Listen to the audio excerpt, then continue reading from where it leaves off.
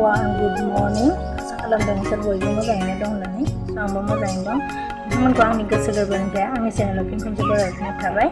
स' नोंथांमोना आंनि भिडिअखौ नायनो इन्टारेस्ट मोनगोन नायलांबाय थादो आरोना लोगोफोर। थौरि बिदिब्ला भिडिअखौ स्टार्ट खालामसै।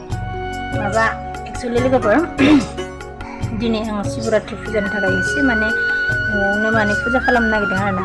स' आं फुजा खालामनायजों लोगोसे नोंथांमोनखौबो लांफानो होननानै सानदों। बिदिब्ला नोंथांमोनहाबो आंजों लोगोसे नायलांफादो आंनि भिडिअ हिट जानानै ना मा खालामसै।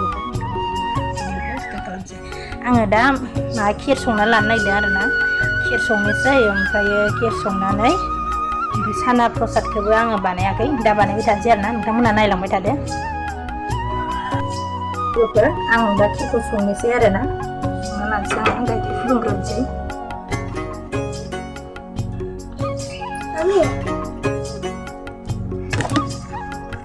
गेसर खालामसै आङो।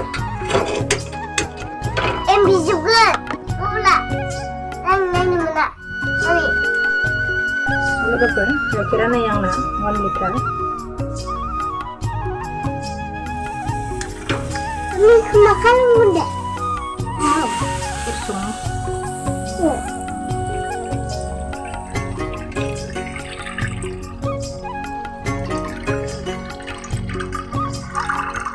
Bisa terima ya.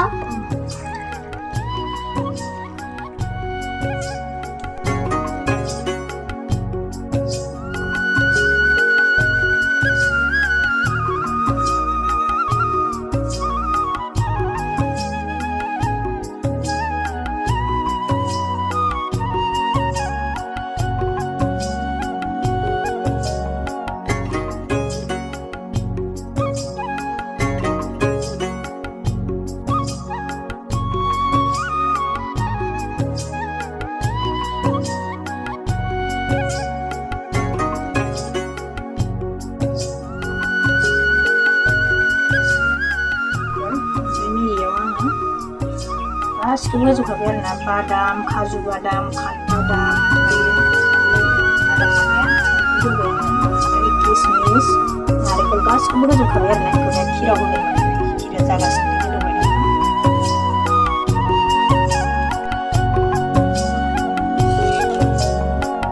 खिरा गोदौगासिनो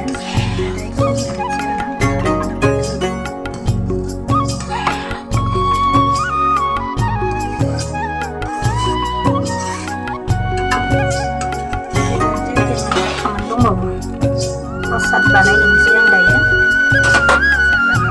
लादु बानायनो दंबावोसो। सुजि एवनोसै लादु खालामनो थाखाय। सुजि एवनानै दायो नारेंखलखौ आंहाबो सुनानै लाखाबाय। नारेंखलखौ एवनोसै। लादु बानायनो आं साराय जानबाय आरोना। जोंनिथिंजाय खिरा गोदौबाय दं।